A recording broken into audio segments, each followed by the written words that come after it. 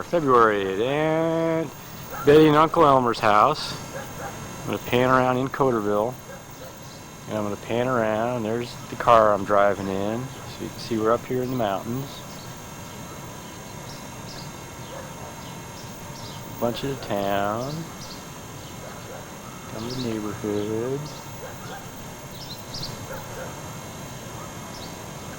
I guess that's the valley we're going to go up.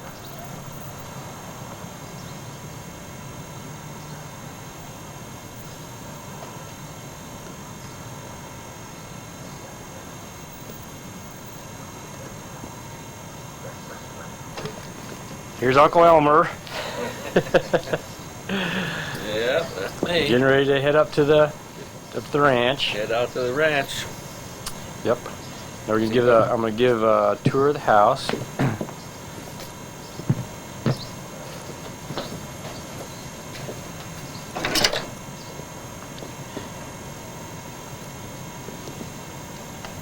This fireplace. There's Aunt Betty. Give me a chance. Caught her on the phone. Here. Yapping away. Come on, honey. Gotta hide a multitude of sins. There's kids. Window. Kitchen.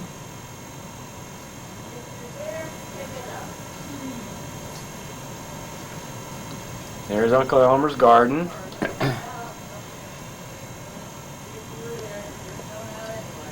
Some old wagon wheels. The shed.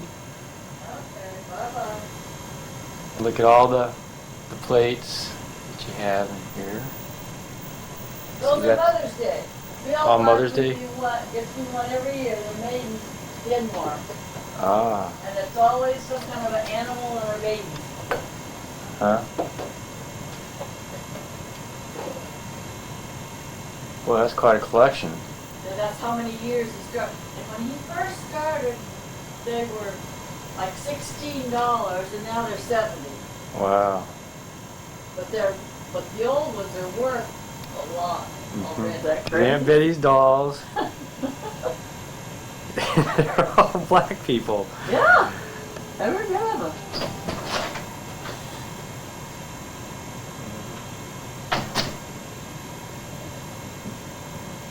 Let's get real close. Mamie sent me quite a few, that Venus sent me, and Elmer's bought them, and Bill's bought me them, several, and they always know what to get me.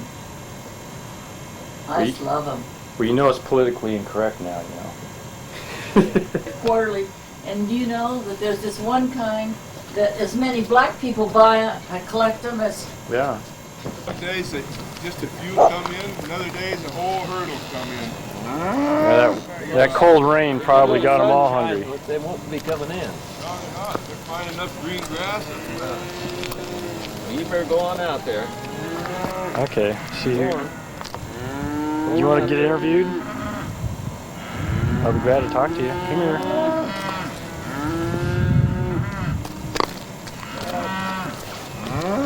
You might guess. That's the sound of hungry cows. I'll do a quick pan around here.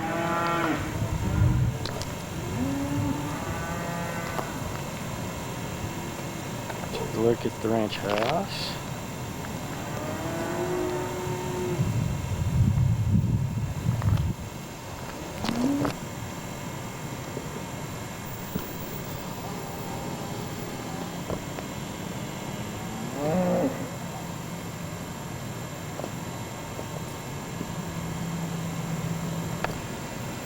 This is one of the common pine trees called bull pine. You can see it's got some large cones. Look like they tend to grow in pairs.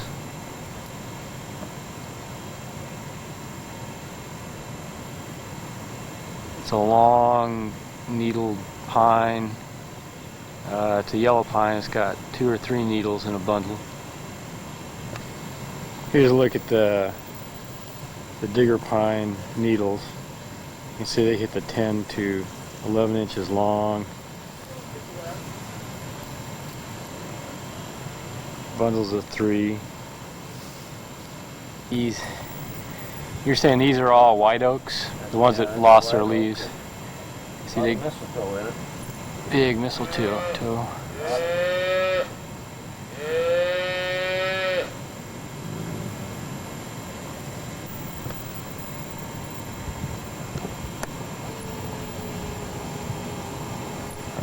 Those batches of things, or clusters of things you see in the tree, that's all the mistletoe.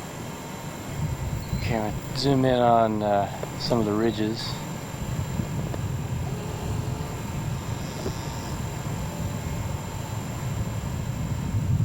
The trees without leaves are the white oak, and the ones with still have green are the live oak. Looks like a big batch of, probably not even pine up there because it's got a real skinny spire.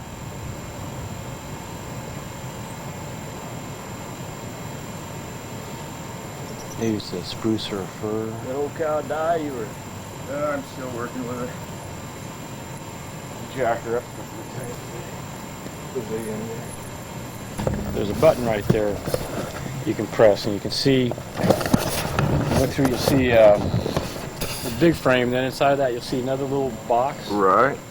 Where you press is zoom in and out, and that changes Yep. the size of that box. Right. And then press this button, and it actually puts you in that box. It's a little gold color button. This one right here? Yeah. Oh, for God's sakes. And now press it again so you can see that little box. Yeah. I'm going to do a Oh, for picture and a picture. Wait a second, not done yet. Got one more trick I'll show you. You guys. Picture. Zoom out a little bit. Yeah, boy, isn't it working. If you look in there, you can see that there's a picture inside of a picture. Yeah. Kind of zoomed in. It's kind of more zoomed Oh in. my God. And you can actually take it that And way. that's on the film. Oh, what you for see is what you get. God's sakes. I just got That I like. You got the zoom quality, but yet you got the whole background of what's As taking well, place. yeah, Like the so lady you can- standing there, but yet it you shows be looking at her her. legs and Yeah. That is amazing. Is this a new model? yeah, pretty new. I just got it probably about 6 months ago, and first thing I did is I shipped it off to my brother in San Antonio. He wanted to use it, and I just got it back, and so I'm just now learning how to trade. Really There's so operate. damn many buttons on it. Oh, I know. Looks like something ought to be out in orbit, something like a satellite or something. I've got a camera I paid about $1,200 for when they first came out. You had to have the big old recorder and the Yeah. battery pack. Yeah. I hadn't had that thing 2 years, and hell, Outdated. outdated, and they come out with Yeah. handy cams. It's a damn Same mad. thing is going to happen with these. You know, it's going to go extinct in about a year. But I made sure I got something I really wanted to use. The main reason I got this one is it does one really important trick. Let me show it to you. Because what I need is what do I want that thing?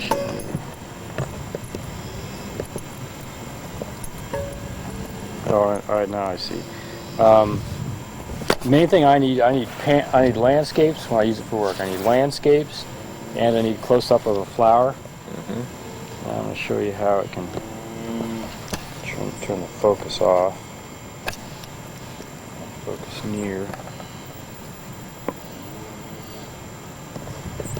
Wide angle there. Keller could buy me one of those for Father's Day.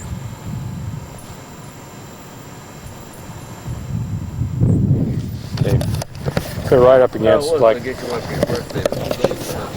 Put it right up against like some hair on your hand. I mean, right up against it, and then wait.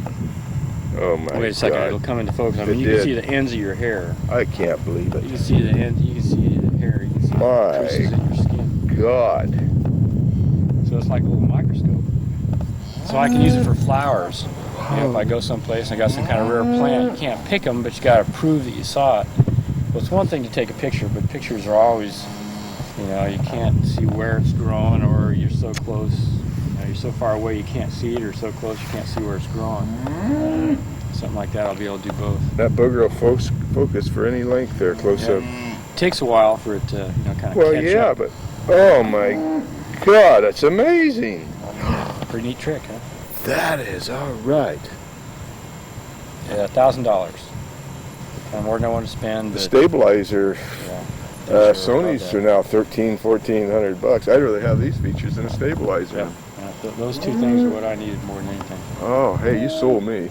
Do I take a look? Take a look at that old hawk up there. Yeah, what is it, 8 to 1 or 10 to 1 or? Well, they call it 12 to 1, but that's just because it's got a wide angle. That little lens is a wide angle. Yeah. It's basically 10 to 1. Oh. So it gives you a little extra too by having that wide angle on there. And colored viewfinder. That's just Color amazing. viewfinder trick. For $1,000? Yep. And one thing it didn't have was, it looks like these things pop out, but they don't. So it doesn't have any kind of remote control anything or microphone. But that was something I didn't need that much. Remote control. If you're going to do animal photography or something, that can Yeah, be. you could be on a horse and let's see if I need about a 2 1/4 inch drill killer. What the hell would that be? A keyhole? I mean a door? Yeah, you'll have to get one of those expansion Yeah. bits. Yeah. going here. Okay. In 1897, there was a 3-story house here, the original house, and it burnt down when my grandma Haigh was pregnant with my dad, Alan Haigh. After the house burnt down, they moved into that tree underneath it and camped out. It was in the summertime.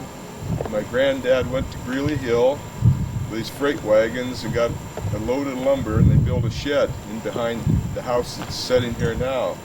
And they moved from under the tree into that shed while they built the house that I was raised in, which was torn down in 1948, and this present house was built by my dad at that time. The old shed is still back there. So Okay. This is the 3rd house on this spot right now. This is the back house Sonny was talking about.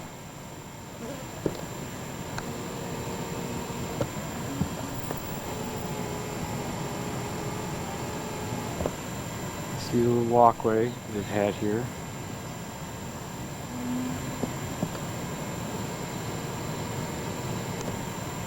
And it's right next to the main house. I'm just on the end of it right now.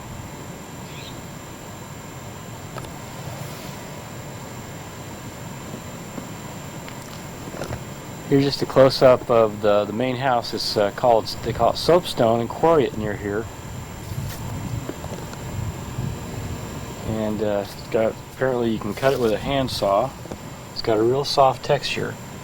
It's got a neat mottled look to it, white and black, or white and brown, rust color to it.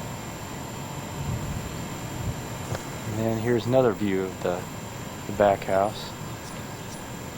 And here's the front house. I've already got a front view of it earlier on the tape. This is Pat again. We're looking down the road that leads to the Coulterville Cemetery. My back right now is at the cemetery gate. We're just looking back towards the town. Look around the hillside. And then here we are, public cemetery.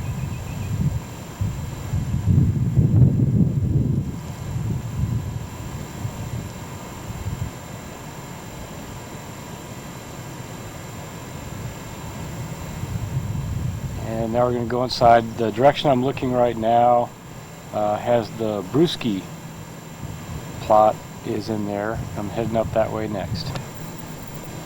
Now what I'm going to do is zoom in on the location of one of the Brewski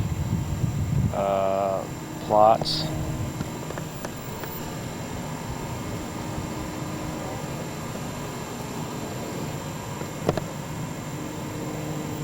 There's one. And then there's some older ones as well. So we'll zoom in a little bit closer when I get up there. Here we are a little bit closer. Brewski, part of the Brewski. Right next to it is Castaneto. And there's another Brewski.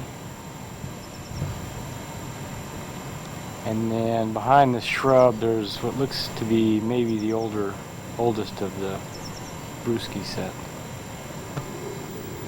And this looks like Francisco and Rosa Brewski. I'll zoom in on the nameplate now. They show Francisco 1828 to 1896 and Rosa 1840 to 1899. I guess the birth date, the 1840 birth date, may not be that certain. This tombstone looks fairly new. And I've seen it written as 1838 as her birth date. Okay, and right next to it is another tombstone that looks far older. And I'll try to zoom in on that. Okay, this one is a lot more deteriorated and harder to see. I'll zoom in as much as possible. Can't really dedicate something or other. All something or other.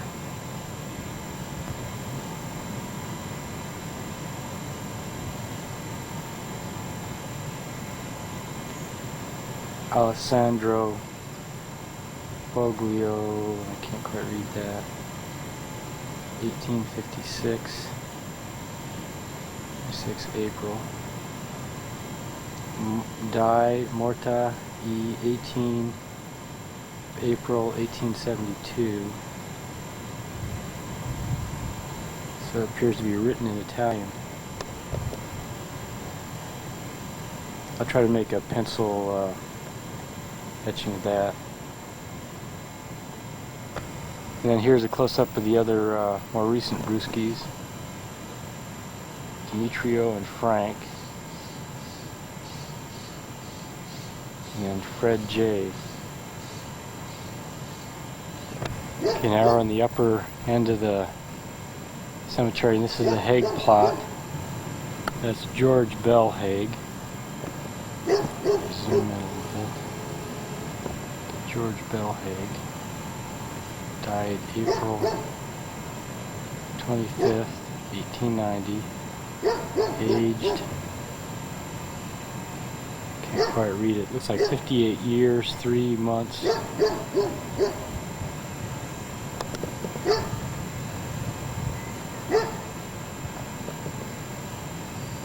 And then Eugenia, or Eugenia, R. May 20th, 1867. May 18th, 2 days before her birthday, 1927.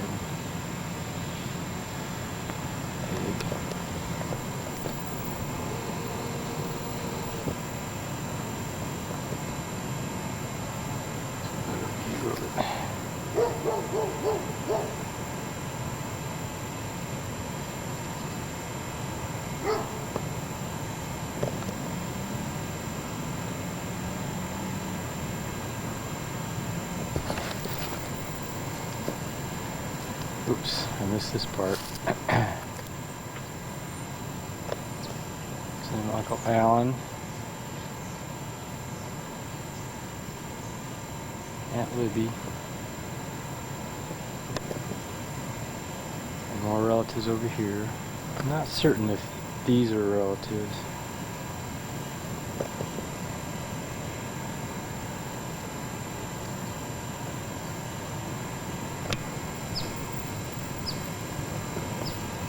This is, I think, my great-great-grandpa Haigh. Can't quite read that. This is the one who fought in the Civil War, George Bell Haigh.